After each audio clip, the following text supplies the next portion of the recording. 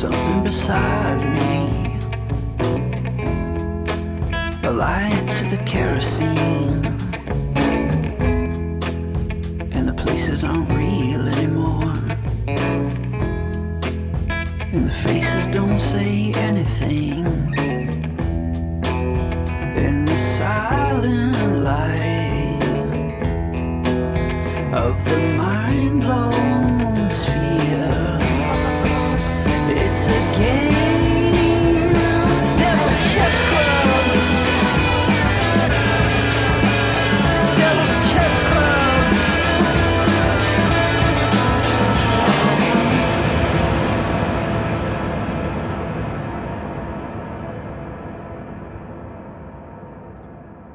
Welcome to Devil's Chess Club. I'm Aaron Good. Today I'm going to be speaking with Ben Thomason. Ben recently earned his doctorate in American Cultural Studies from Bowling Green State University. The title of his dissertation is Making Democracy Safe for Empire, the History and Political Economy of the NED, U.S.A, and 21st Century Media Imperialism.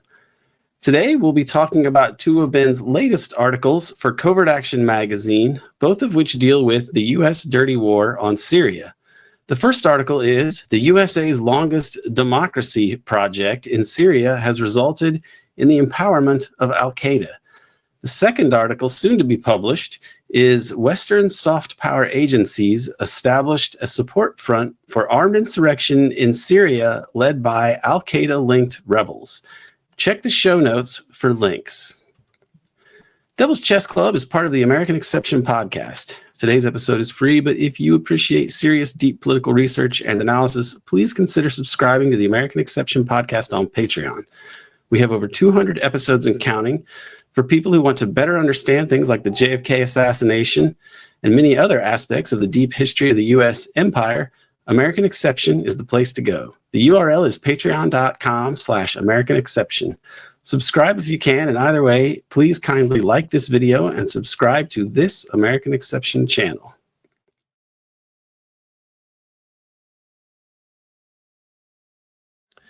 Ben Thomason, it's great to have you back. It's great to be back. Thank you for inviting me. So we're going to talk today about two articles that you have, or a two-part article on Syria as the U.S.A.'s longest, quote, democracy project. And the first part's already out in CovertAction Magazine, and the second one is coming soon.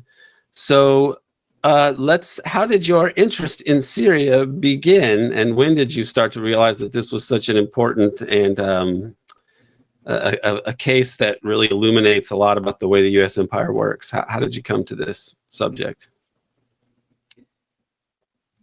I had been loosely following the Syria story and since the beginning, especially when ISIS hit the scene and became international news.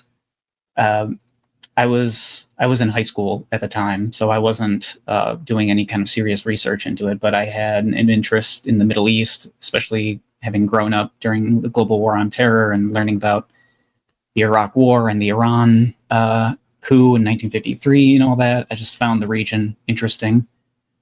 And when I started, the Syria was actually the thing that motivated me to start my dissertation topic about democracy promotion, because I was taking this class about film production and kind of film criticism, and I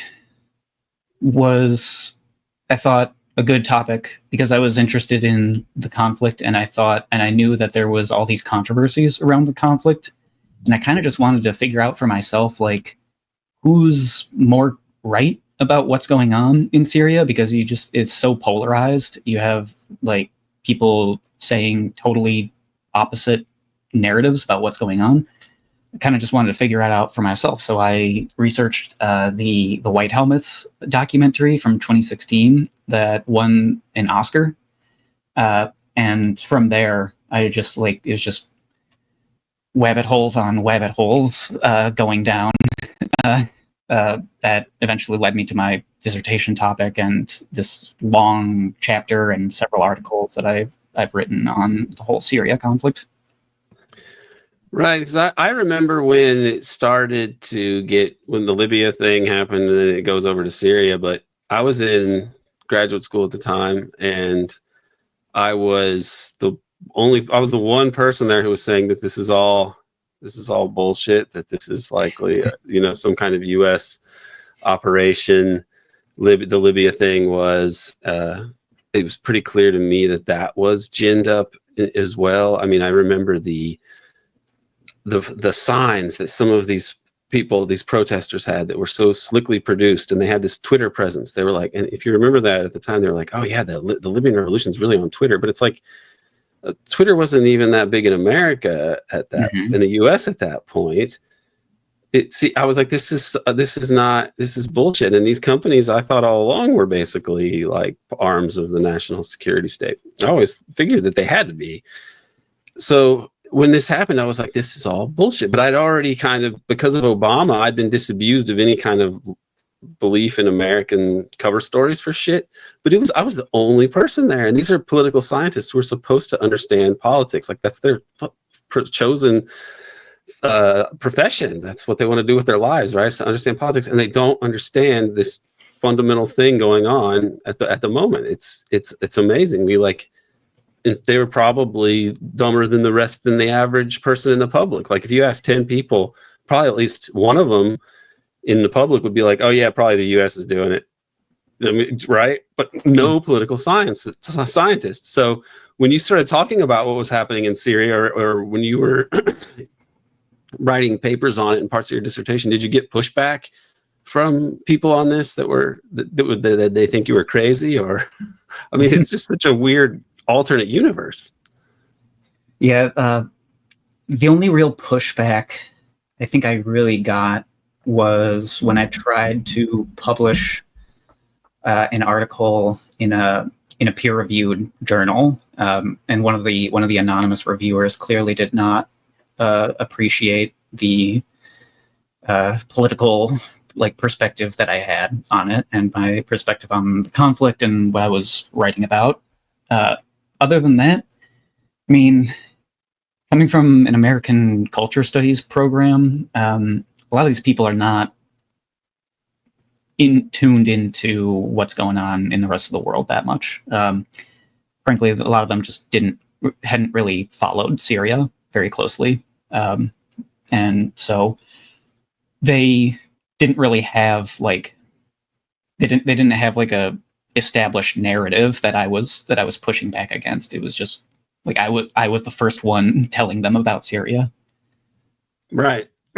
Yeah, I would imagine that any, that kind of a graduate program would be more open-minded about these sort of things than poli-sci, which is, maybe has the worst politics or dumbest politics of any discipline, although economics probably gives them a run for their money.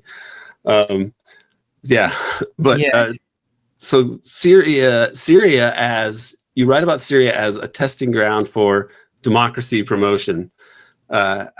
Explain this. Yeah. Well, before the CIA was even officially the CIA, you had people, intelligence agents of the U.S., like Miles Copeland, going into Syria and helping to meddle in their elections. And of course, they framed it as we're just preventing corruption, or we're making sure things run peacefully, and we're making sure that, people aren't being intimidated or whatever. But they were also clearly favoring certain factions over other factions. And they were trying to push Syrian politics in a certain direction. So not only did they commit one of the first, covert operations in the Middle East, it might be the first overthrow, depending on how you want to count it. A lot of people say it's Mossadegh in 1953, but it may have been 1949. Yeah, and then once the government moves in directions that the U.S. doesn't want, they encourage. I think it's still a little vague about what exactly the U.S. did, but they certainly encouraged a military coup, and it was the first ever military coup in modern Middle Eastern history. And, the first time that you have a military dictatorship overthrow a civilian government and rule that way. And it established a really bad precedent for the entire region. Well, you do have another one that is of a nationalist bent a few years later in Egypt with Nasser. Mm-hmm. But in general, the coups are, whether in Latin America or Southeast Asia or Middle East, these military coups do not signal a stable society that is, politically, especially not politically sovereign. Like this is the key, that the U.S. did intervene here over and over again, and even when things weren't U.S. interventions, they were often the consequence of having to adapt to U.S. imperialism and Zionism in a post-war world. Yeah, it was interesting how, like you said, the kind of anti-imperialist side or factions in the region also adopted this military route to power, because it did really show people, it suggested to people that, like, if you want to keep your movement safe and have any kind of viable path to quick power, you need to have a military wing of your political movement. You need to have agents within the military. You need to be able to plan for military coups, if not actually successfully pull them off. And that it militarizes politics in the region, and that's how that seriously influenced the Ba'ath Party in Iraq and Syria. That's how they achieved power, and it does it twists things, so you can't have a kind of non-militarized politics. Right, and it does. The exceptionalist state is easy enough to critique, and I wrote a good bit about it, but there are circumstances where it's going to be inevitable that you're going to have an exceptionalist state if the alternative is overthrow of a regime, or foreign subversion, foreign backed overthrow of a government. Then you expect them to have control of the military, and some of these people who did not have a militarized force behind them, they suffer because of this. This is like what happens to Allende. Mm-hmm. Even Sukarno was contemplating arming a lot of the people, and he didn't do it in time, probably, and this mm-hmm. leads to great tragedy. 500,000, the million, 2 million people killed in that CIA-backed coup. So this is the world. This is the sort of world that imperialism creates. Is you have to have a military apparatus backing you if the U.S. is, and even if you do, the U.S. might still overthrow you. The U.S. will find some disloyal people in the ranks and use them, like Colonel Pinochet or whatever. And if the generals are loyal, the Chile example is a good one, they kill them. This happens in the Middle East too. They just kill the generals who are loyal if they need to. Mm-hmm. You talk about Miles Copeland. Did you look much into his writings on this time on the era? Because on the earlier years in Syria, like the 40s and 50s, because he was one of the first people to write about the CIA, and he actually wrote a lot about covert operations in these books that came out. Have you looked at any of those? Yeah, briefly. There are, of course, issues with how trustworthy can right. Oh, yeah. things. Where is he, exaggerating or trying to downplay certain things? He was a really kind of there's this Rolling Stone interview with him where he sounds like a really old school nasty imperialist guy. I think it was in 85 where he talks about frankly, I think the CIA isn't doing enough assassinations, but maybe I'm old school. He was very open about yes, the CIA should be meddling in and assassinating and just being mobsters across the entire world, and that's how things should be. Yeah, he told that's what he said to Robert Perry about the October surprise of 1980. The Jimmy Carter, to sabotage Jimmy Carter's election. He said Jimmy Carter was he wasn't an evil man or a stupid man. It was worse. He was an idealist.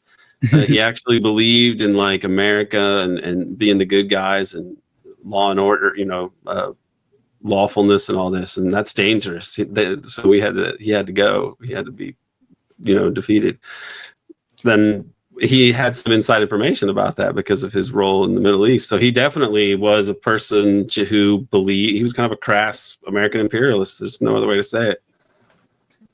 Yeah, there's a real pride some of these people take in that of like, I know how things really work.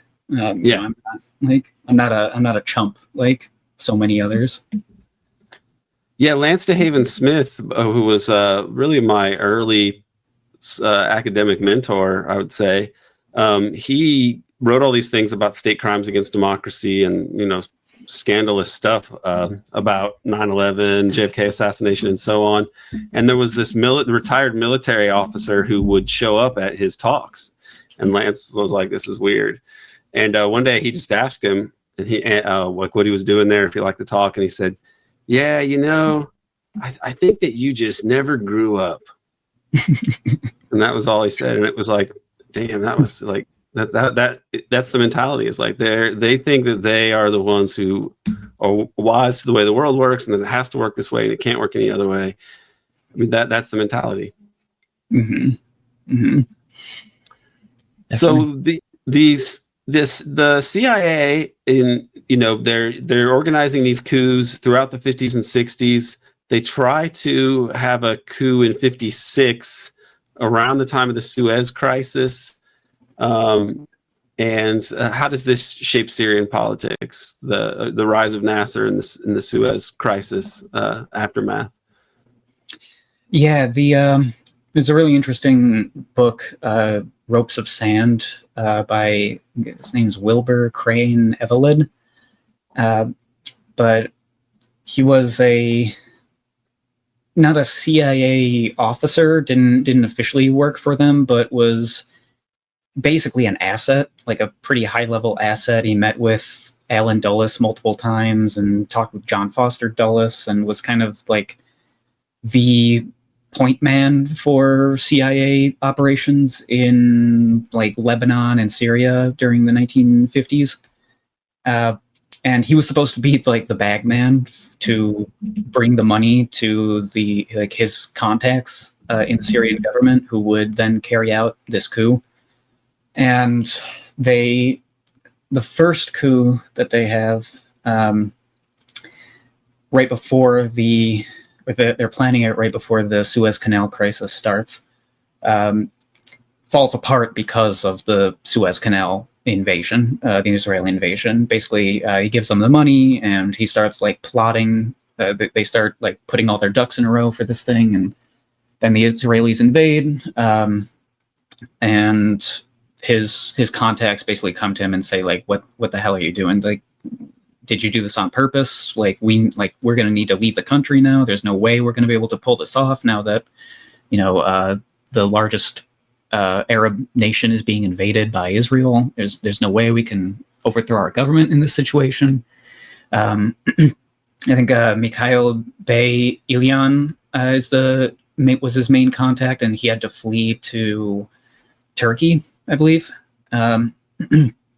So that fails, and it really freaks out the Syrian government because it was like, the U.S. is plotting to overthrow us, and God knows like how many of us could get thrown in prison or shot if that happens. So they turn closer to the Soviet Union and Nasser, and then they have a second coup attempt, I think in 58, where it's even more farcical because it gets stopped before it even gets started, because they start distributing money to their contacts in the Syrian military, and these Syrian officers take these bribes essentially and just take the money straight to the Syrian intelligence office and say like, here we've been given this money by these U.S. intelligence assets, and here are the names of the people who gave us this money. And so like he had to flee the country, and and that just freaked the Syrians out even more. And I think that was the year that they joined the United Arab Republic, which was the political union with Egypt under Nasser, where Syria and Egypt were one unified country for about 3 years. Yeah, and Yemen for a time. Yes. Yeah, I saw a photo from, I guess, Life magazine. They had a picture of the map there. And Nasser was really the focal point of the U.S. regime. And there were, as I see it, in the U.S. establishment in the 50s, regarding the Middle East, you had sort of Rockefeller types like John Foster Dulles and Eisenhower, what came to power on Rockefeller, Standard Oil money, basically. And then you had Zionists, and both groups did not like Nasser. So the U.S. establishment did not like Nasser. The only U.S. statesman who really tried to have a modus vivendi with Nasser in any way was JFK. And he earned the enmity of Rockefeller types and Zionists, of course, for that. But it's interesting to note that in '56, even though Eisenhower doesn't like Nasser, they back Nasser. Mm-hmm. Yeah, there was I forget the name of the book now, but I think it's like America's Great Game or something like that. It's written by a Harvard professor who wrote about America's Arabists in the early Cold War.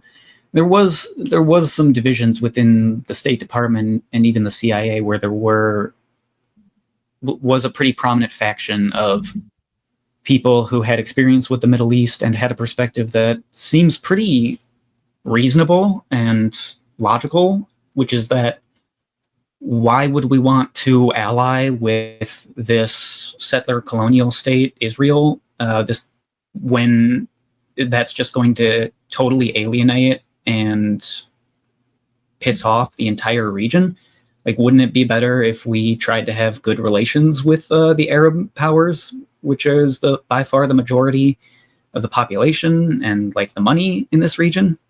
I think it was, don't quote me on this, but I think it was Kermit Roosevelt who was actually pretty favorable toward Nasser, at least until after the Suez Canal crisis, where he basically tried to get the British to kind of calm down. Like, the British were really against Nasser from the get-go, and some elements of the CIA and State Department were kind of trying to mediate that situation there. But yeah, I think at that time under Eisenhower, there hadn't quite been. It seemed like they were kind of feeling out like who's going to win, who's going to be a stronger partner in the Middle East. How they were kind of saying like, well, like maybe we'll see how well the Israelis perform. Like if they're able to beat all these Arab powers, then yeah, maybe we back Israel. And in fact, I think late 50s, early 60s, one of these conversations that Evelyn had with Alan Dulles, Dulles straight up said that like yeah, it looks like all these Middle East Arab regimes can't get their shit together. So I guess the only thing we have to go with is Israel. I guess we got to go with them. And he was really like kind of taken aback by that because he saw kind of where things were heading with that Israeli colonialism. But yeah, the 50s, very interesting kind of, I don't know, I get like transitory moment where like there's things are still up in the air. The commitment to Israel hadn't been quite cemented yet. Yeah, it's really the JFK assassination and then LBJ acquiescing to the 6-Day War that cements this really evil occupation, and over greater parts of Palestine. I mean, they even took the Sinai back then. That was the watershed. Just this Muslim Brotherhood was being used to try to assassinate Nasser in the 50s. That's why Nasser outlaws it. And I think that the CIA had relations with the Muslim Brotherhood as well. Like Saeed Ramadan was basically appeared to be a CIA agent, and he met in the White House with Eisenhower. So what do you make of the Muslim Brotherhood's role during the 1950s? Because I see them as being created as a tool of Western imperialism, basically. But then they take on, they take on it takes on a life of its own to some degree. But how do you see their role in this whole drama? Because they're very important in the history of Egypt and Syria. Yeah. I mean, the Muslim Brotherhood for Syria becomes much more important in the late 70s, early 80s, when you have that kind of mini civil war with the Muslim Brotherhood-led uprising. Yeah, they would talk about that in the West, even as background for Syria, and they would say Assad's father was so brutal, he killed all these, I don't know if they called them pro-democracy protesters, but it was the same sort of thing. It was like, this is look at how brutal he is. But this was a Western-backed thing as well. Western-backed Salafi jihadis, basically, in 1980. Yeah, I think if you look at the history of British colonialism, they found Muslim leaders, Muslim elites who have an intensely hierarchical worldview, and traditionalist worldview. They found them to be very helpful partners in their colonial, divide and conquer strategies. That doesn't necessarily mean that these elements are invented or just they're puppets of foreign powers, but they work together when they find it useful. And so, with the Muslim Brotherhood in Egypt, it was it was technically against colonialism and against the monarchy there, but so they had divisions. They eventually helped the monarchy, though. The Muslim Brotherhood provided the security for, I think, the coronation of King Farouk, right? That big obese troll puppet they had in running Egypt. So he had some modus vivendi with them. But yeah, I would say a modus vivendi is a good way of putting it, because I think the Muslim Brotherhood viewed progressive, secular, socialist, and nationalist elements to be a greater enemy to themselves, right, compared to these colonial powers. So in terms of fighting against the left and against secular nationalism, that was where the Muslim Brotherhood and the monarchy and colonial powers could agree to work together. Right, and that is very convenient that above all they hate socialists and progressive nationalists, or modern people who just were in favor of kind of a more modernity influenced set of political institutions. Those were kind of the enemy. I mean, this is very convenient, and it's sort of the same blueprint with that we see deployed later. So Syria is a thorn in the side of the West in a way because they're not able to overthrow the governments and install regimes there that they want in general. That seems to be the case, which gave Syria some autonomy, but also, in order to resist the West, they had a pretty harsh police apparatus in Syria. And so this is where, I guess, in the 2000s, you start to get this American idea of we're going to democratize this, starting with the Arab Spring or whatever. But maybe if we go back a little bit further, what was the Syrian role in things like the first Gulf War and the war on terror eras, you know, so in the 90s and the 2000s, how did Syria's relationship with the U.S. evolve? Right. So Syria was a long-term project for American statecrafters, foreign policy people, because, like you said, they could never fully get their people in charge of the country, despite decades of trying.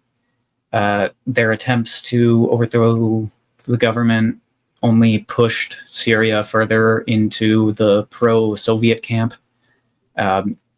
During the Iran-Iraq War, I believe Syria was the only regional power to be at least friendly toward revolutionary Iran in its war with Iraq.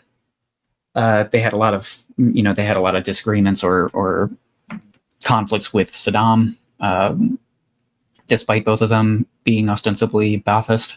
So that was part of the reason why. But with the Gulf War, I can't quite remember. I believe that with the first Gulf War, because they weren't very friendly with Saddam, they actually did back the U.S. intervention during the first Gulf War in '91. I think Yemen was the only country to really stand against that in the region. But once you got to 2003, they were definitely against that war on Iraq, the U.S. invasion of Iraq. And despite the fact that the Syrian government was a secular government, they did make some use of Islamist preachers and propaganda to promote resistance against the American invasion and occupation. They opened up some of that religious language and religious politics a bit when it came to opposing the U.S. invasion. They also encouraged or they allowed certain people like Mohammed al-Jolani, the now current president of Syria, to go to Iraq and fight against the American invasion. And obviously that ended up causing some problems for them down the line. But yeah, it was generally a thorn in the side of certainly the Israelis, and friendly toward the Soviet Union, and kind of because of those things, it was an enemy of the United States, and not necessarily because of anything that the Syrians did to the United States, as far as I know. They just exist. Why would they be looking to mess with the U.S. on the other side of the world? Yeah. And when Bashar comes in the 21st century, he kind of wants to play by the rules of the American global system. The Soviet Union's gone, so they try privatizing some things. They try doing some reforms. There's some moments where it seems like they can maybe work together with Assad and bring him into the kind of broader regional community. But and they even use Syria for some war on terror, extraordinary rendition and torture and such, right? Yeah, I think they do allow at least one black site or something operating, which I think is still, there's an American military base in the desert, right on the border with Iraq and Jordan. Right. So this, but they're in a difficult position in a way, because we know that they're sort of marked for perhaps regime change, or at least that people in the U.S. have been thinking about it for a long time, because in the aftermath of the fall of the Soviet Union, Paul Wolfowitz has that quote where he says, "Oh yeah, we've got about 10 years to clean up all these old Soviet client regimes." And that certainly would have applied to Syria. And we know after 9/11 that Wes Clark reported there was a conversation with the person in the Pentagon who said, "Oh yeah, we're going to invade 7 countries in 5 years," something like that. And Syria was one of those.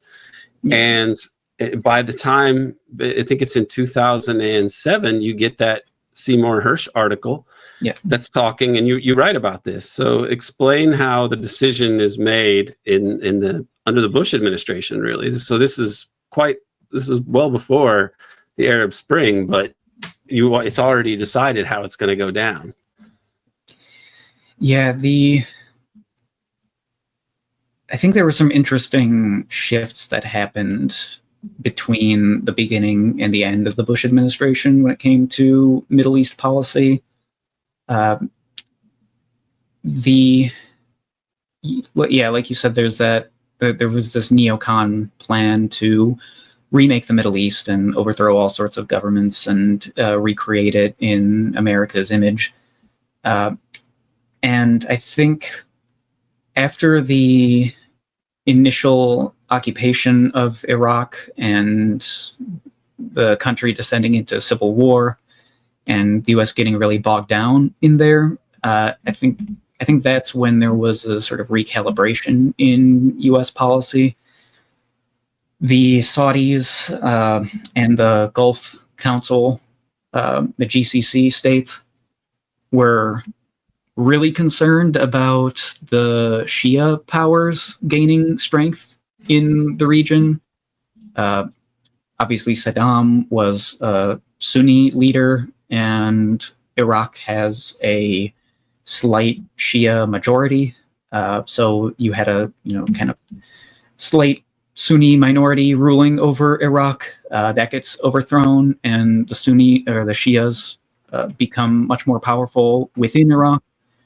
At the same time, Iran is able to expand its power and influence because of this vacuum opened up by the overthrow of Saddam.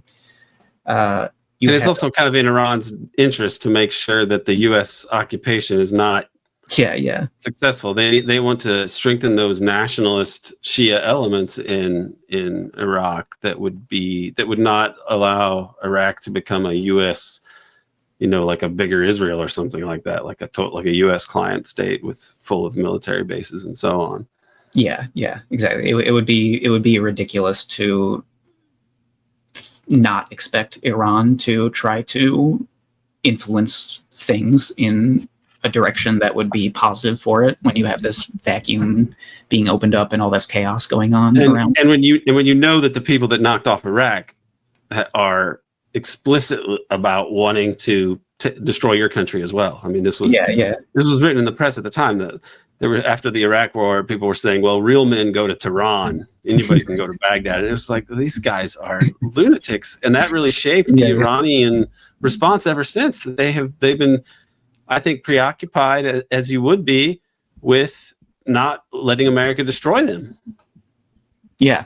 I mean, the dorky, hyper-masculine language of the neocons seems pretty embarrassing looking back on it. But especially considering that the vast majority of those guys likely have never been in so much as a fist fight. It's really pathetic.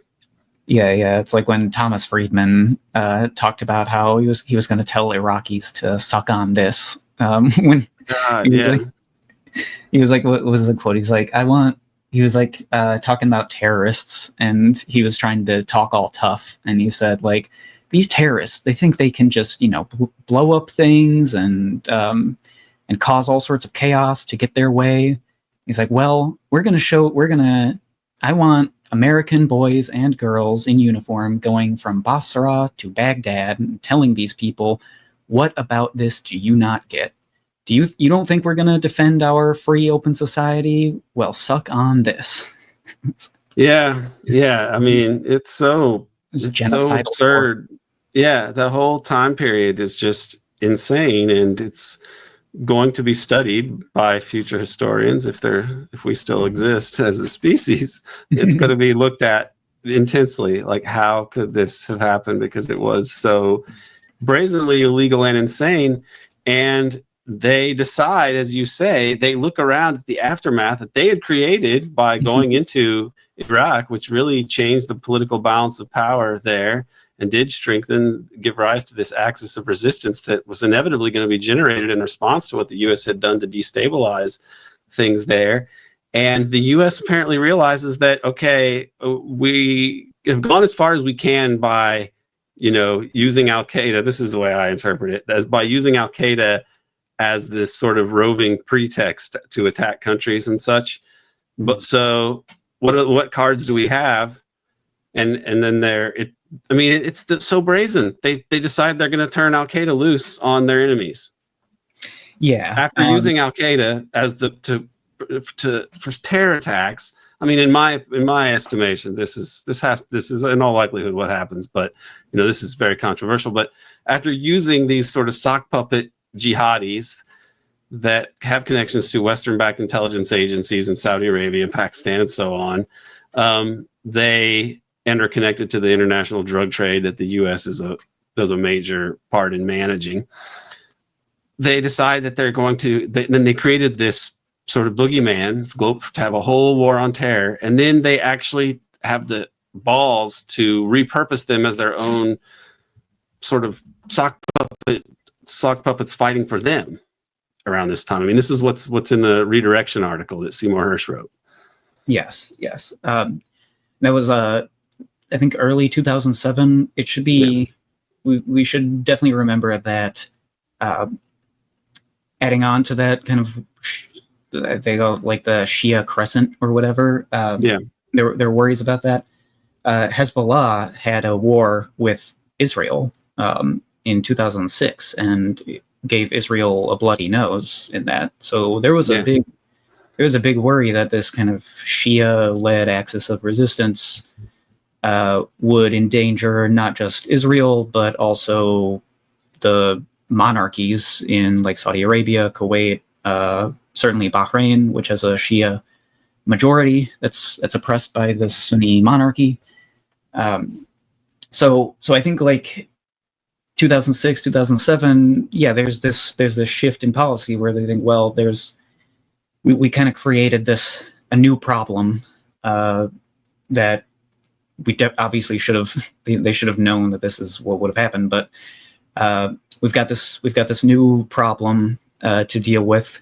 And we've worked with Sunni extremist groups for decades. It's we've worked with Sunni extremist groups a lot longer than we've fought against them.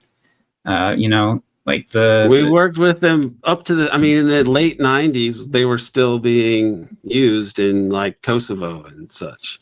Yeah. I mean, so according to Sibel Edmonds, the U.S. was working. She heard all these FBI tapes. She was a translator and she could speak like 5 languages or something.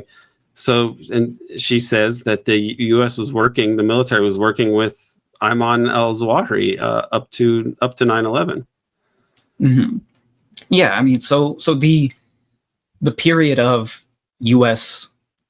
war on terror as being the kind of the reason for the state's existence and reason for U.S. foreign policy really was really a very brief period of time between basically like 9/11 and say 2005, 6, or 7. Yeah, and in 06 there's a big defeat for the Republicans, and then after that, so the Democrats take the House, might take the Senate too. I can't remember, but either way, what happens is they fire Rumsfeld and. This other Bob Gates comes in, who's no saint at all, but he's more of the H.W. Bush rather than W. Bush milieu. Mm-hmm. W. Bush is more neocon and, super Zionist people. So people like Cheney. And Cheney gets his power is diminished a little bit. Mm-hmm. And you had that defeat, as you say, in the Hezbollah defeats Syria. And Syria they're bent on attacking Iran. This is a really interesting time period because Zbigniew Brzezinski, as you say, they're worried about the power of the Shias, and that means they're worried about Iran. And you have this real push to attack Iran in 07 because of this.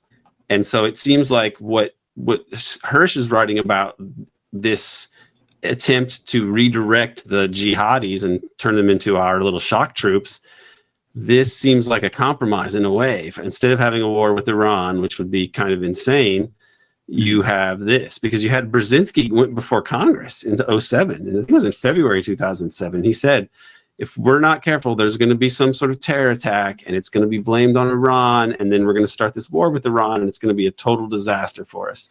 And then so he's saying that, and at the same time, you had this national intelligence estimate put together by the Deputy Director of National Intelligence, a history professor, Richard Immerman, who I happen to have as my professor at Temple for my Cold War history class, which was really interesting, considering what I write about. But Immerman wrote the national intelligence estimate for Iran, or he put the team together and wrote it, and he oversaw that process. And it said that Iran is not pursuing a nuclear weapon, and that seems to stop the rush for war with Iran.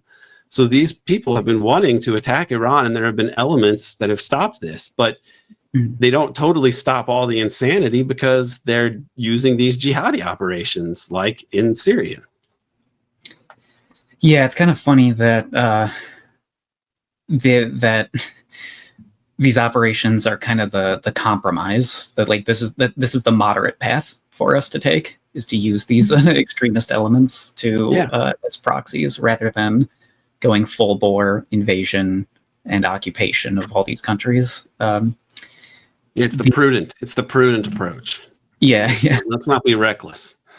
Yeah. It's like, well, we can all agree that we should do this, and like that'll kind of satisfy the hardliners, and it'll make the moderates look tough, and we can, be friends, and keep working together on this, and figure out how we're going to overthrow these things eventually.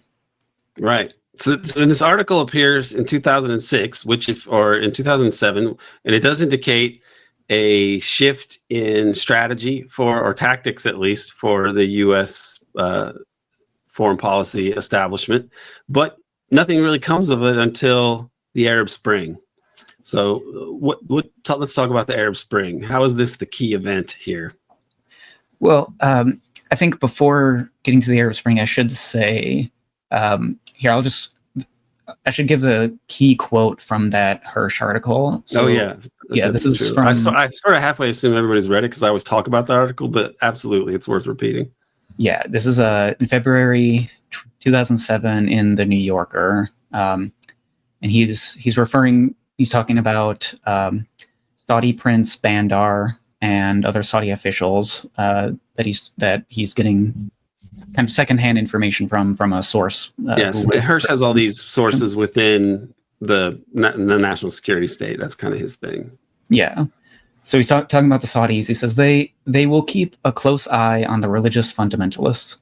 Their message to us, that is the White House, was, quote, "We've created this movement and we can control it. It's not that we don't want the Salafis to throw bombs, it's who they throw them at. Hezbollah, Muqtada al-Sadr, who's the Shia militant leader in Iraq, Iran, and at the Syrians, if they continue to work with Hezbollah and Iran."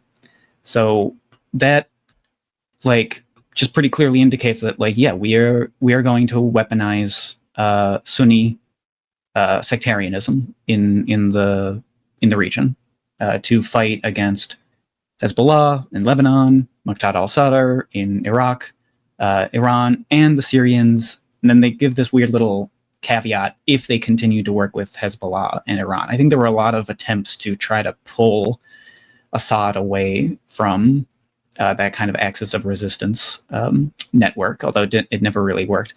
Now, at the same time that this article comes out, the WikiLeaks cables that were released showing some of U.S. policy towards Syria back up what they back up what Hirsch is talking about in this article, because they say in these cables by U.S. ambassadors, not critics of U.S. foreign policy, but the people who are supposed to be carrying out U.S. foreign policy and planning U.S. foreign policy. They say it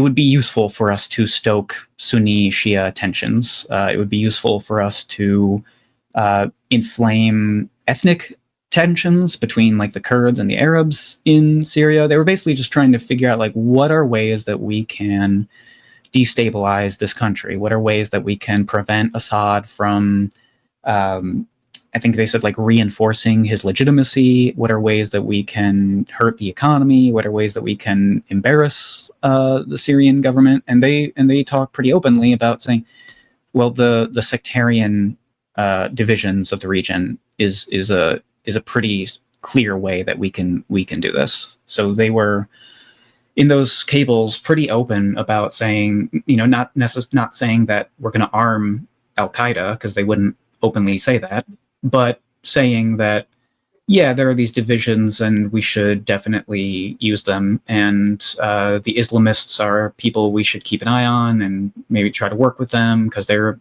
probably the biggest long-term threat to the Syrian regime. And of course, they were right about that at the end of the day. They made sure of that. I mean, they're going to have a lot of money that other opposition groups wouldn't be able to have. I mean, that's just the key. You fund these groups, you give them money and wherewithal, and they become really huge. It's like Israel did the same thing with Hamas, except in that case it was more like they wanted an enemy that was unsympathetic. They didn't like the PLO. The PLO was secular and so on. So they backed Hamas. It's like Hamas was Palestinian and it was comprised of Palestinians, but it was a Western or Israeli decision to make them the dominant political force that was probably the reason that they were. I mean, this is just the most cynical statecraft imaginable. Well, almost. I mean, it's up there with the other things the U.S. has done, let's just say. And the kicker is when you're talking about Bandar saying, oh, yeah, we created them and we can control them, the obvious follow-up question is, well, wait, what about 9/11? They attacked us. But then you realize, well, Bandar was actually giving money to the hijackers, almost directly. He was like giving money to the people that were helping to house them and such, like they were paying their rent and such and everything. It was, Bandar should have been tried as an accomplice to 9/11 based on just what we know. But in all likelihood, he's doing this at the behest of of U.S. actors, it would seem, because there was some agency use of these people that they had protection from people like Richard Blee, especially, and the rest of this government wasn't allowed to know what the U.S. that these guys were in the country and what they were doing, and that Prince Bandar himself was funding at least some of them. Yep. But he remained useful for their policies, I guess. Well after 9/11, there's another quote I have in my dissertation from John McCain, where he's at the Munich Security Conference in Germany, and he's talking about, and he says, he's talking about Syria and our policy in the Middle East, and he says, well, thank God for the Saudis and Prince Bandar and our Qatari friends, because they've been so helpful with what we're trying to do in Syria and the region. It's such a sick joke at this point, and this is all leading up to to the beginning of the Arab Spring. And what's funny is that in 2010, I think it's 2010, not long before the Arab Spring kicks off, Zbigniew Brzezinski speaks at this weird, it might have been in Chicago or it might have been in Canada. I can't recall exactly where it was, but it's a dinner, a Council on Foreign Relations event. And he gives this speech about the Great Global Awakening. He says, the masses are tired of being shown such disrespect from their leaders, and they're not going to tolerate it anymore. People want freedom and dignity around the world. And it's like, okay, why is Brzezinski saying this? Because Brzezinski is not this great supporter of nationalist movements or anything like that. But then it's immediately before this Arab Spring spectacle kicks off. And I think, to me, that was like some foreshadowing there. I think, I believe, because of the way, when you look back at it now, it's like, oh yeah, he says that right then. And then this happens. Is he that clever? Or is the U.S. backing, a lot of these groups? So what about the Arab Spring groups and their relations to the U.S. and the NED, U.S.A groups beforehand? How much were you able to find out about that? Yeah, it's unfortunate that the WikiLeaks cables only go up to what is it, 2010, I think. Because if we had those cables after some later cables, I think that would be very illuminating. Because the ones leading up to the Arab Spring that are available clearly show that the U.S. was spending millions of dollars on these civil society and cultural media programs in Syria. They were aware that this could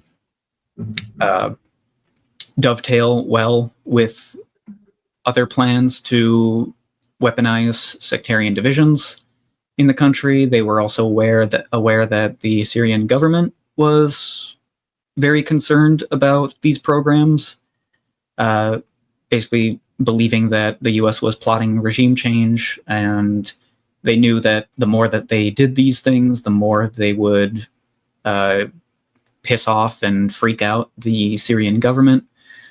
And when the Arab Spring breaks out in Syria, or when the protests break out in Syria, there were divisions within the U.S. governing class at the time. I think in large part because of what had happened in Libya, where it does seem like that Obama and Biden specifically were concerned with how Libya had played out, and thought that it would be too much of a risk to have direct military intervention, a kind of NATO-style like bombing campaign in Syria. Right, and then they couldn't get another resolution through the UN Security Council. I mean, Russia was kind of suckered into, I think, abstaining when they passed that resolution in Libya. Yeah, I can't remember, but I think they abstained. But either way, they regretted the decision not to veto it. Yeah. The Russians abstained on Libya, and there have been reports. I don't know if Putin has said this directly, but there have been a lot of reports that basically Putin was really angry that Medvedev made that decision, because Putin wasn't president of Russia at the time, and a lot of people believe that the Libya intervention was one of the primary motivating factors that pushed Putin to run for president again and take and be the head of the government again. So once the Syrian conflict escalates into an open civil war, an armed conflict, I think by then Putin had been brought back into the presidency, or he was on his way to coming back to the presidency, and he was extremely critical of that Libyan abstention. So and Syria was a much closer ally of the Russians than Libya was. I mean, Russia still has overseas military bases in Syria despite the fall of the Assad government. So the U.S. is more constrained internationally. Biden and Obama are more concerned, or they are more cautious about intervening in Syria as compared to Hillary Clinton and later John Kerry, who were more hawkish on that intervention. But they wanted to have influence on the ground, because they saw that this was expanding into a civil war, armed conflict, and they wanted to have influence on the ground there. So that's when Operation Timber Sycamore starts in 2012. It's also when soft power propaganda and civil society operations start to not support the unarmed opposition, which they had supported previously. This kind of government in exile groups and media groups operating in exile. They switched to supporting these armed groups that are now popping up in Syria, and it very quickly becomes it's a covert operation. It's done very covertly and quietly at first, and the way I see it, it was kind of again, like, it was a kind of compromise. It was a way of saying, like, okay, like, you more moderate elements in the government, we're not going to go like full into Syria. We're not going to have a full-on invasion, occupation, or bombing campaign yet. So we're gonna, but we're gonna send some weapons. We're gonna provide some training. We're gonna set up propaganda and administrative support for these armed rebels in Syria, and that's going to give us leverage in this conflict. And for the hardliners, we're going to make sure we keep our options open for intervention. I think one of the main goals for the soft power interventions in this conflict was to basically to build a case for intervention. You're funding all these people who are gathering evidence, gathering documents, recording videos, Right. making accusations about atrocity stories, and all of that. Sometimes even potentially staging them. Yeah. And there's, especially because, like, Obama says, like, we're not going to get directly involved unless there's some serious atrocities that happen, especially with chemical weapons. It's like, well, if you say that's your red line, then you're going to encourage people to create atrocity stories, whether they're real or fake. He was kind of manipulated, perhaps. I've heard this before, that he was manipulated into making that sort of red line statement in the first place, that it wasn't something that he sort of did of his own accord. It was that there were some sort of machinations into getting him into that position. But as you say, once he does, then it's like, aha, so that's what we got to do. I mean, which is in retrospect pretty obvious, but what you have written about, and this is, I think, maybe the last major area we'll talk about today, is the soft power aspect of it, that the U.S. was not looking to invade the country or bomb it, or like they did with Iraq. They weren't looking to set up a no-fly zone like they did with Libya, because they couldn't get another thing through the Security Council, because Russia and China had really gotten wise and kind of looked on in horror at what the U.S. had done in Libya. And I think it was a really instructive moment for them about, like, how vicious the U.S. is and just how you cannot trust them for anything. They'll say they're going to do something for humanitarian reasons to save a country, and then they'll destroy the country. I mean, the U.S. is just the worst. And so in this case, they have to use these proxies, but they can't put in a no-fly zone, but they can still give them billions of dollars worth of weapons and training and foreign fighters, using networks of jihadis with other intelligence agencies and so on. And the soft power is there. Especially the white helmets. Let's talk about the white helmets, because they're the Netflix biography inspired you to look more at this story, and then it led to what you wrote your dissertation on. And they are so shady and ridiculous, really. But tell us who these people are and the people behind them. Yes. So the White Helmets are officially founded as a group called Syria Civil Defense. That's their official name, in 2014. But they're... And Syria does actually have a civil defense. So this is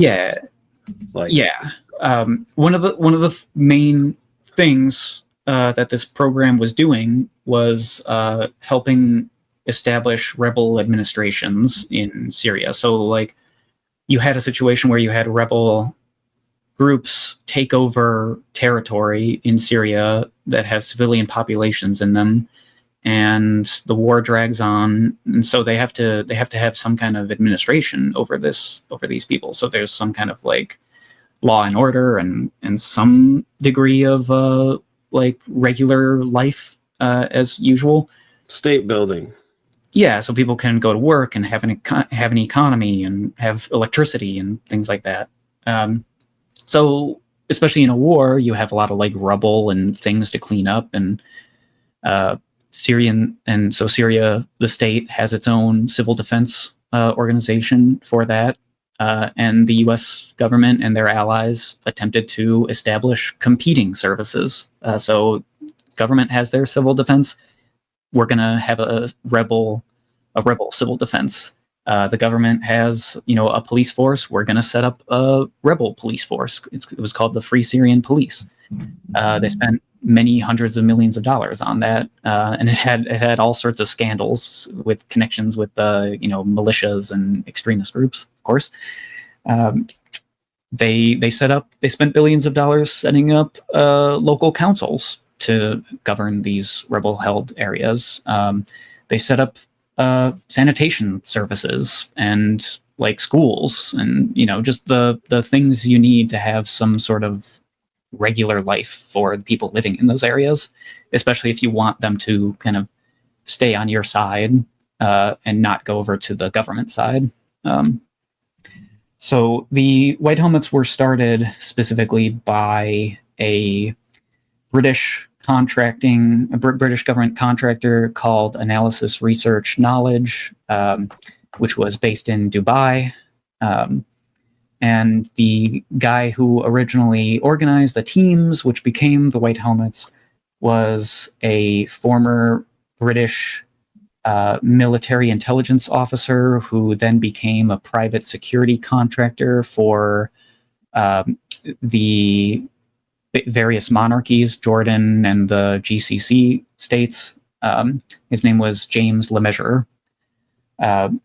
And he's a very interesting, shady character throughout most of the Syrian civil war until his kind of very shady, quote unquote, suicide in 2019. Is that what they said? Ultimately, that it was a suicide? They didn't say it was an accident. Yeah. I couldn't even remember that. But he fell from a high place. Yeah, fell from the third-story balcony of his apartment in Istanbul, and the Turkish authorities ruled it as a suicide. It's a very strange way to kill yourself, to fall from that height. Yeah, and there was a lot of really interesting things happening leading up to that. A lot of like corruption investigations into his organizations and things like that. But so the White Helmets were created by British government contractors, essentially, as part of this U.S. Western effort to support the armed rebels in Syria. So the White Helmets are trained, or they were trained to provide services. Like they were trained to suppress fires. They were trained on how to dig people out of rubble, how to use bulldozers and things to clean up battlefield sites. They were also trained, and this is very important, to use cameras, and they were given high quality cameras and given training. The White Helmets members themselves were largely the ones who filmed the White Helmets documentary that won the Oscar. I mean, that was one of the fascinating things about researching that, was you had these like British elite privileged documentary filmmakers winning an Oscar and getting to enjoy, being feted by the press and all this. And they didn't even go into Syria at all to film any of that documentary. It was all these like White Helmets people who were getting paid like $150 a month to risk their lives creating propaganda, and I'm sure providing some services to the people living in those areas. And they're and of course they weren't even allowed to attend the ceremony because of Trump's Muslim ban, which is a whole other story. But White Helmets were a organization that I think in a really interesting and effective way bridged the two main tracks of this Western soft power intervention, where it was combining propaganda and media with like civil society and like civil administration. So at the same time that they are trying to create this media narrative about a secular, democratic, liberal rebellion. Moderate rebels. Yeah, where there's this moderate rebellion that we should be supporting against this and if evil. you don't want to deny the Syrians their agency, so if you need to support them if you're in the West. All the rhetorical tools you can think of, they employed to try to make that case. At the same time that they were doing that, though, they were also operating on the ground in these rebel-held areas, trying to establish a degree of order, a degree of governance, and in some ways, trying to moderate some of these rebel organizations, trying to make them sellable. Like, because their dilemma is that the real muscle behind the whole thing are these guys in black who were chopping off heads and such. And so how do you create an illusion that that's not what it is? And the white helmets are there to like do some stuff, clean up some rubble, maybe put some people under the rubble and then dig them out and film themselves doing that so they can be like, look at us, look what we do. But this is like a facade, really. The real muscle of the whole operation are these lunatics. I mean, these jihadis, right? Yeah, the ones who were actually willing to fight and kill and die and go far away from their hometown. Take over the territory in the first place. Yeah, to actually get out there, go out of their own homes, go out of their own neighborhoods, and conquer territory. It makes sense that it would be the more extreme people who would be willing to do that, right? Because who wants to risk getting killed that way? It's not, if you're like an educated, moderate, liberal person, you're a secular-minded person, you're not going to go out and wage jihad. Jihad is for jihadis. Yeah, right. So they had this problem where like our main muscle are these people who are not good for PR. So we need to create PR, but we also need to try to manage them. Like we need to, I think this is the reason why, Jaish or al-Nusra under Jolani rebrands twice. They rebrand to Hayat Tahrir al-Sham, which is, the group that eventually overthrew the Syrian government, because they were in contact with these like Western agents and NGOs who were constantly telling them like, hey, you should really like cool it on the al-Qaeda stuff, and like we could work with you if you did X, Y, and Z. They were telling that to all these militias, that like, if you do this X, Y, and Z, we can offer you more support or whatever. Yeah, like if you're going to chop off all these heads, at least like don't put them on pikes and carry them down the street and let people take pictures of you, because it's damaging our brand when you do that. Yeah, like turn the camera. I would guess it's that kind of advice. Yeah. Yeah. It's unbelievable what the thinking here. And so once the measure dies, because they do get some abuse in the press, especially the alternative press was just brutal to them. They were like Gray Zone wrote these articles on them. Anybody who wanted to find good information on them could realize what a farce this was and how sick it was. But what happens after Le Mesurier dies? Is there still, because the Syrian war is not over when he dies. I don't remember how many years ago it was, but it's well before the end of the conflict.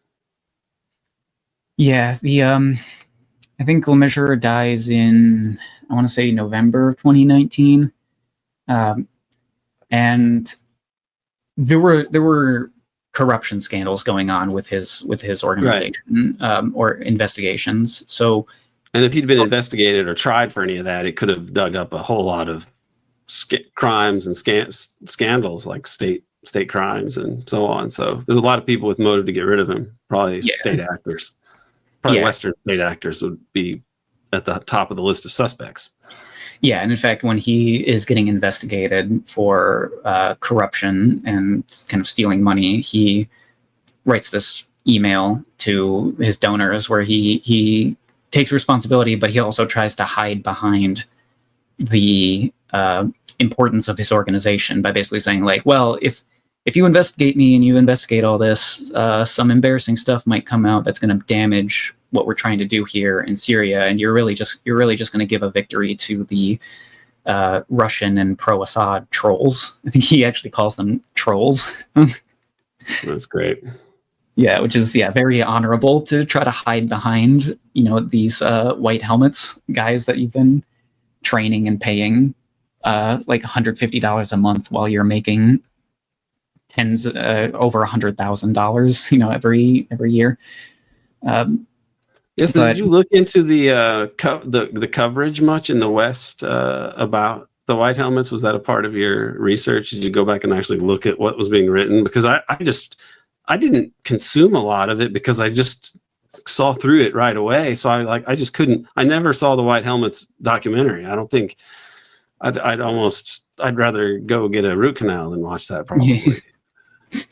Yeah, there was a sense among the elite media, mainstream media, and mainstream like government politicians when the Syrian war was developing, and especially like once ISIS became like the dominant rebel faction in the war, there was a big frustration among the media and political class that like we're kind of losing the normal people.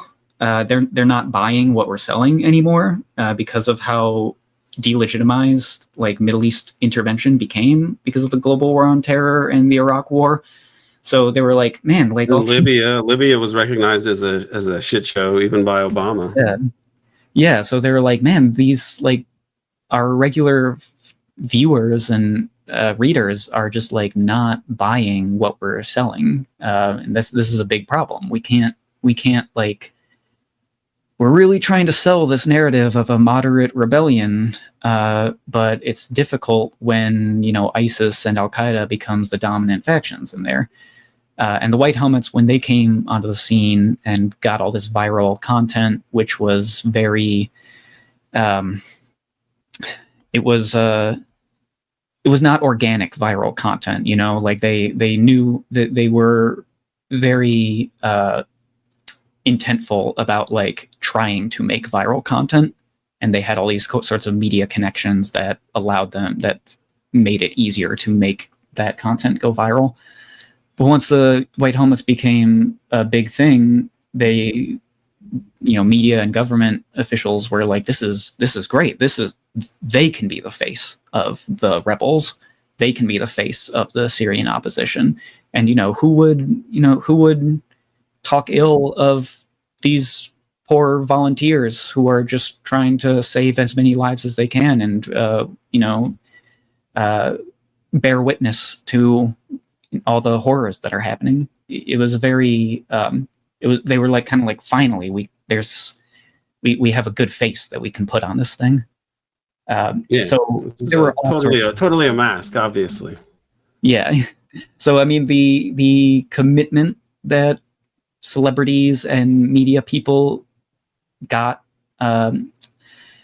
toward the White Helmets was pretty stunning. I mean, there were all sorts of very fawning profiles about the White Helmets, all sorts of fawning profiles about James the Measurer, basically portraying him as this humanitarian saint. And after his death, there were several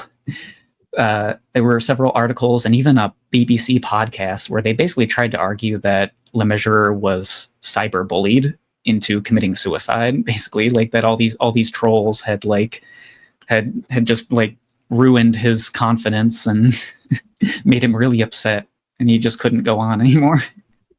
Wow. Like which there wasn't any kind of anti-white helmets NAFO or something like that, because you have to have like the intelligence agencies backing that. So to the extent that people dissed him online, it probably was pretty organic, Yeah. I mean, he's somebody, he represents the state and all of those propaganda entities that probably do go online. I would guess in reality, the White Helmet supporters online were far more artificial than anybody who was attacking Lemessurier. I mean, I guess some of them could be foreign actors or something, but it's just leftists, that tiny handful of anti-imperialists that would be trolling somebody like him.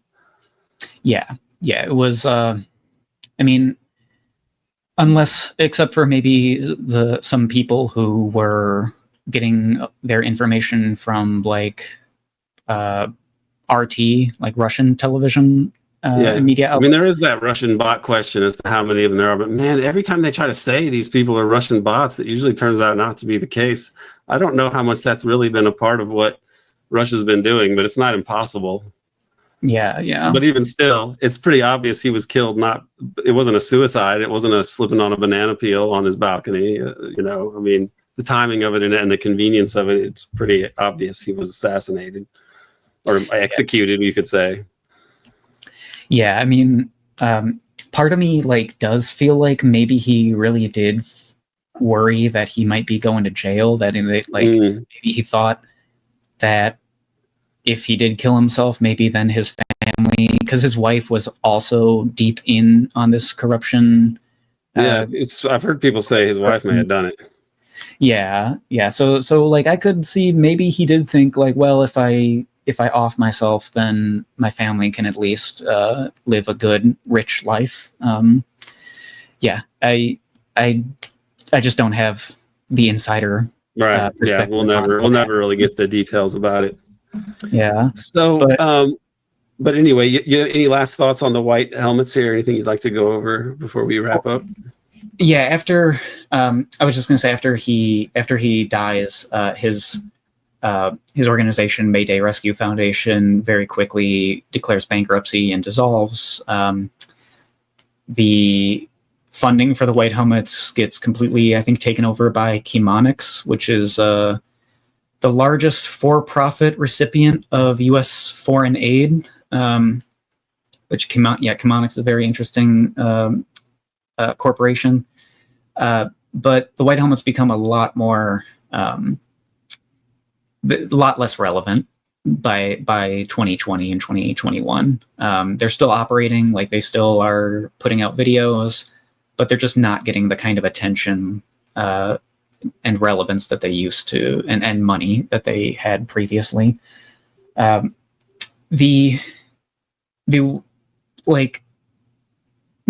thoughts kind of overall on the White Helmets is that I think it's less helpful to focus on alleged fake rescues and faking atrocity stories, because there is a lot of suspicious things, or there are suspicious stories that they were involved in. Yeah, there's there's circumstantial evidence which would say that they may well have been behind some of those chemical attacks and the staging of killings that are not, that you can't attribute, that really shouldn't be attributed to chemical attacks, and yet then you have to ask who killed all these people.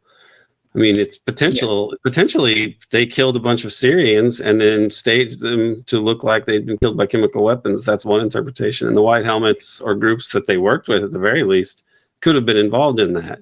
At any rate, there's no question what the White Helmets were involved with in what they were doing was a part of an illegal foreign military intervention to overthrow a government, and that this killed hundreds of thousands of people and displaced millions.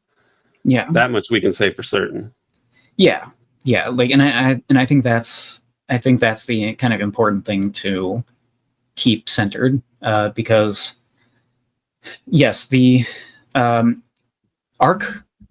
the group that created the White Helmets, was actually instrumental in promoting the first chemical weapons controversy and story. In shortly after Obama made this red line statement, there was reports of a chemical attack in Homs, and an outlet that ARC created and funded and managed, called BASMA, which means fingerprint in Arabic, was an opposition outlet that reported on that supposed chemical weapons attack. And it was ARC agents or ARC contacts, anonymous contacts in the opposition who basically confirmed or insisted that, yes, a chemical weapons attack had happened. And the Obama administration immediately voiced skepticism. Like they were like, we don't think this is this is legit. Like we don't think we can really trust this.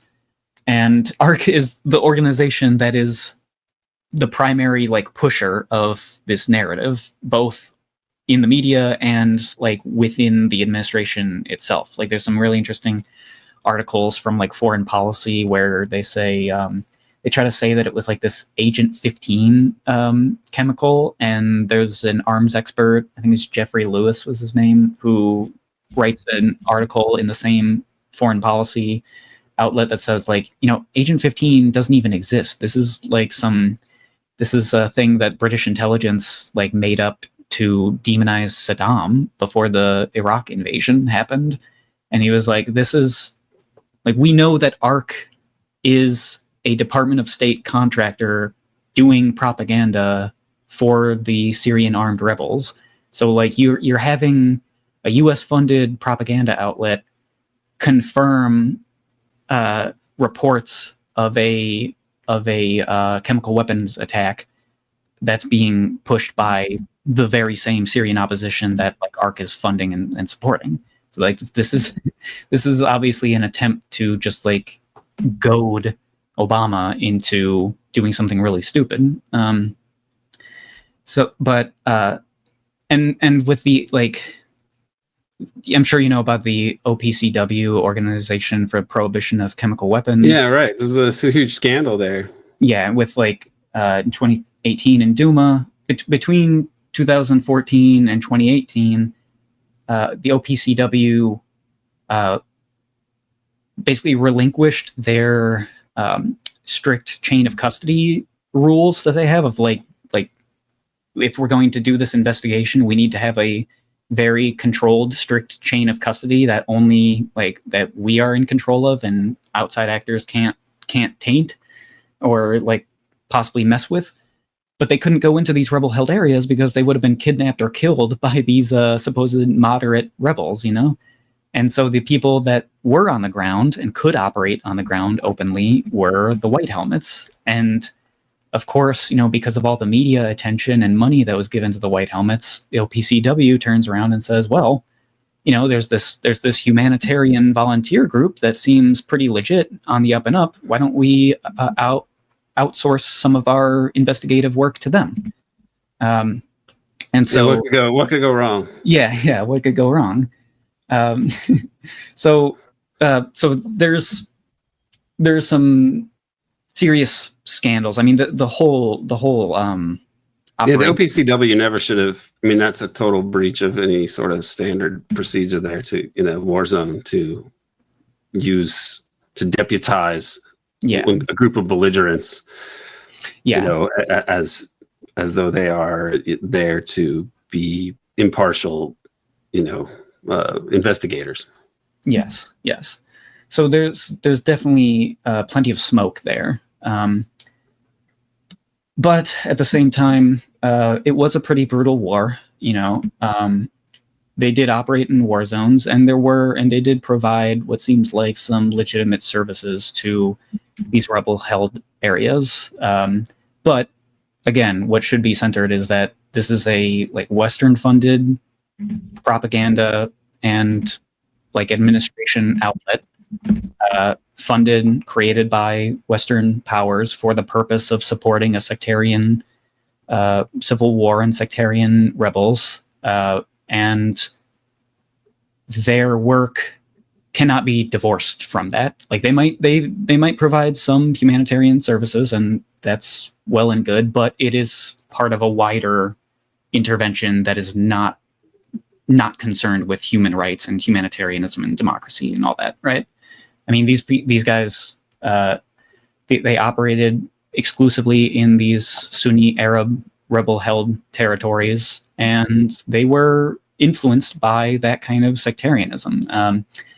They were not allowed to operate in Kurdish-controlled parts of Syria, even though the SDF, the Syrian Democratic Forces, and the Kurds were being backed by the Pentagon. They wouldn't let the White Helmets in because they knew that they were sectarian, connected to these sectarian Arab militias, and also Turkey as a big, probably more so, concerned about Turkey than anything else. So, like, when the Turks went into Afrin in northern Syria, which was the most Kurdish part of Syria, like 90% Kurdish, and they ethnically cleansed most of the Kurds, the White Helmets just rode in on the backs of Turkish tanks and whitewashed the whole thing as hey, we liberated Afrin and we're gonna, turn it into a thriving democratic metropolis.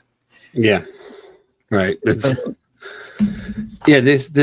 whole era is going to be studied for a long time by people who want to understand the U.S. empire, the late U.S. empire, in its latter years, because it's been the horrible things we've done in the Middle East for very minimal, I won't even say minimal, for negative gains. I mean, it's the 21st century, the attempts to redraw the map of the Middle East has really brought the U.S. empire and U.S. hegemony to much closer to collapse, I think, or at least being transcended by the rest of the world.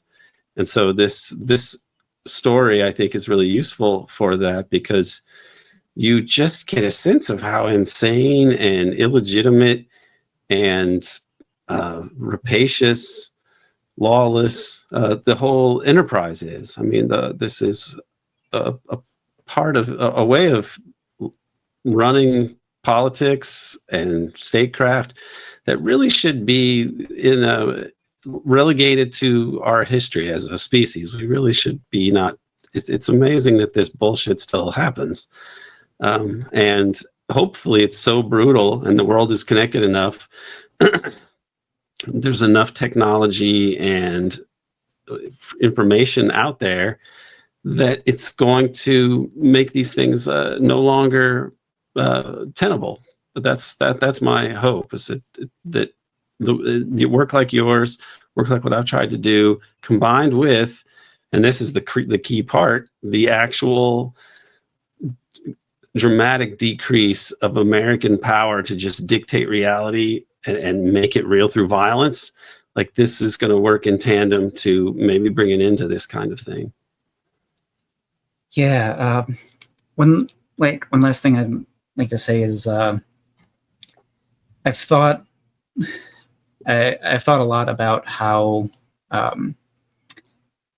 there's been this really distressing, but also, like, it opens up opportunities trend of all these establishment liberal figures and parties and organizations in the 21st century doing, and I think the neocons might be like the epitome of this.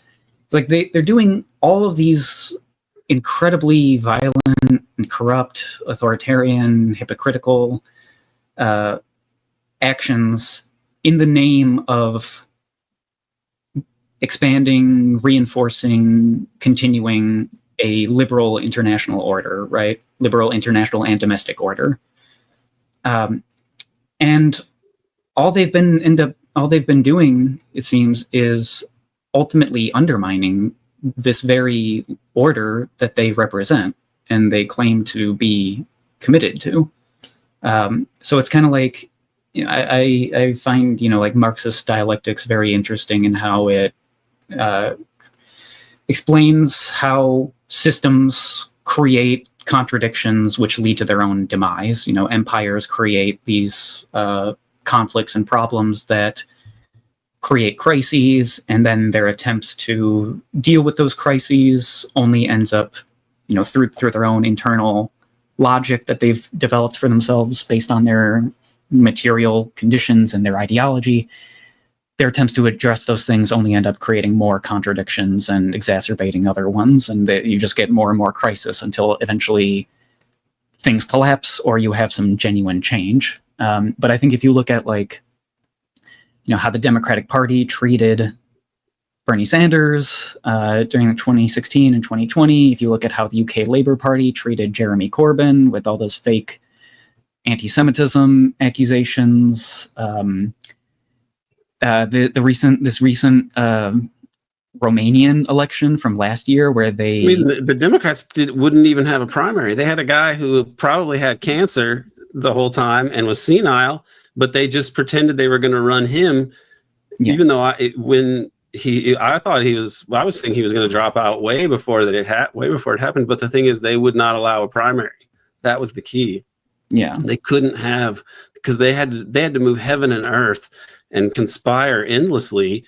Getting people forget how crazy it was in 2020. Like, you had Bloomberg entering the race and spending all this money, and I don't even think he had any intention of winning. It was just a way to not have the stories be about Bernie beating the rest of the field. You needed anything, and so they just threw a zillion candidates out there. And then the media was like, well, we have to cover them all because that's fair.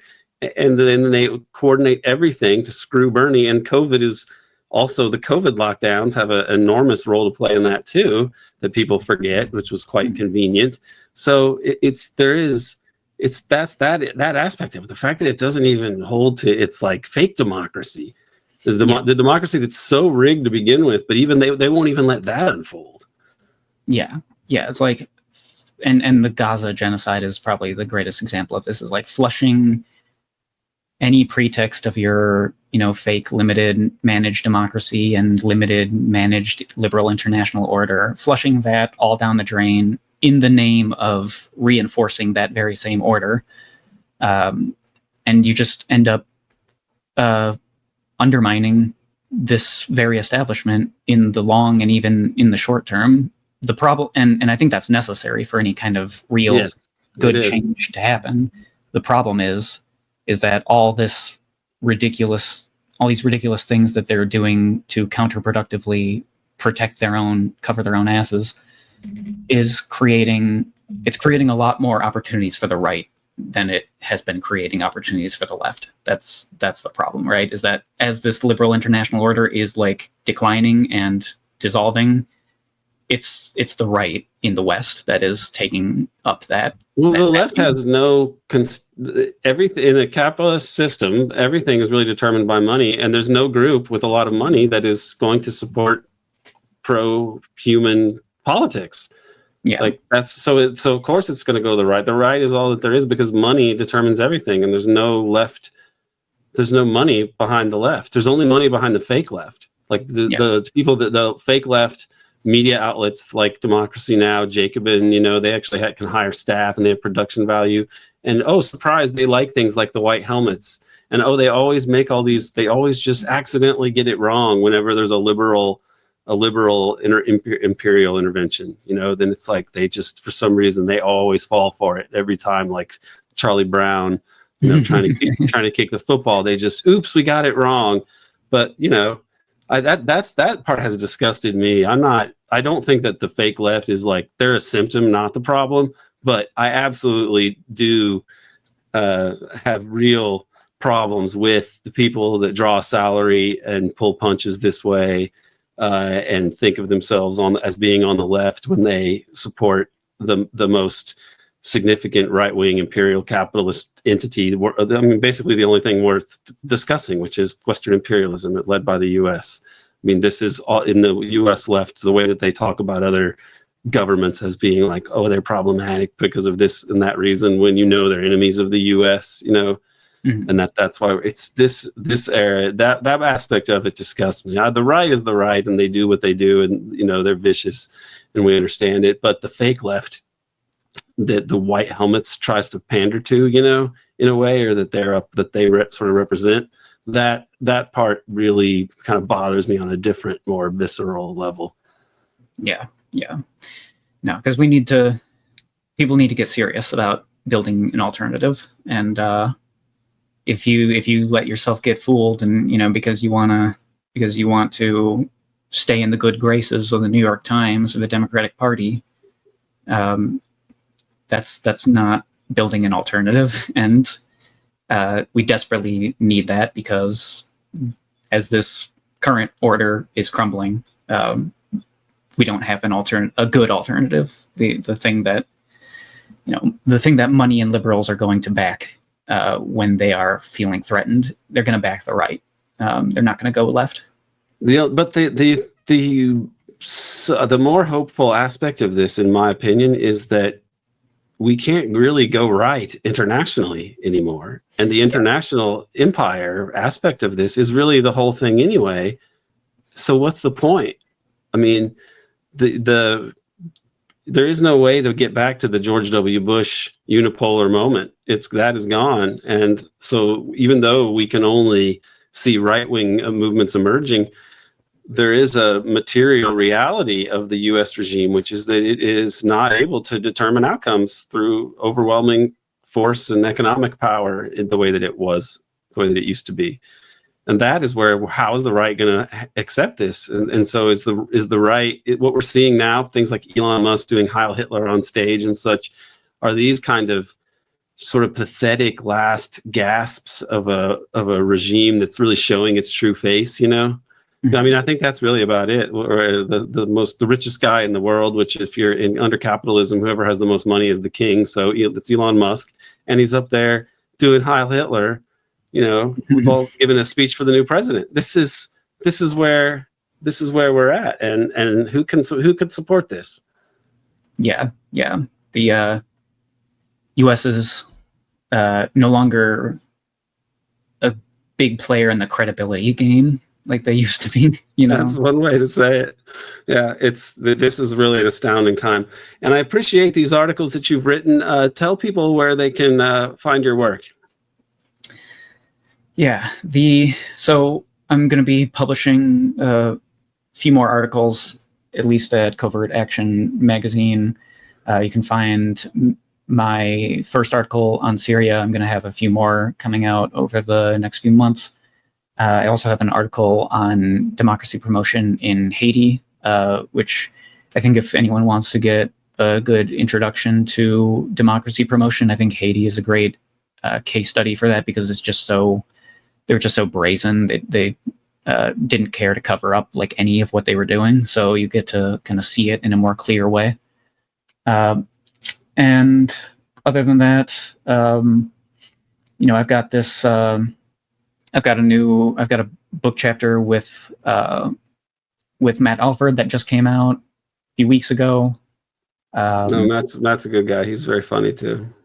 Yeah, I'll send you the link to that book. There's an interview that I had with Matt about U.S. Hollywood's role in laying for the global war on terror. And you can follow me on Twitter at Ben Thomason 95. Very good. Well, Ben, thanks so much again for speaking with us today and for doing the academic work that you've done. We need more people doing work like this. So I salute you for that. And until next time, thanks a lot. Yeah, thank you so much, Aaron. It's been great talking with you, and I'd love to talk with you again. Absolutely. Thanks to Dan and Chavarria for producing this episode, and thank you for tuning in. Please do consider subscribing to the American Exception podcast on Patreon. The URL is patreon.com/American Exception. Either way, please kindly like this video and subscribe to this American Exception channel. We have to salute Ben Thomason for his work on these issues that academics and the establishment media ignore. These blind spots are not innocent oversights. They exist because the oligarchs who own the empire must not allow people to make a career out of bringing light to the devil's chessboard.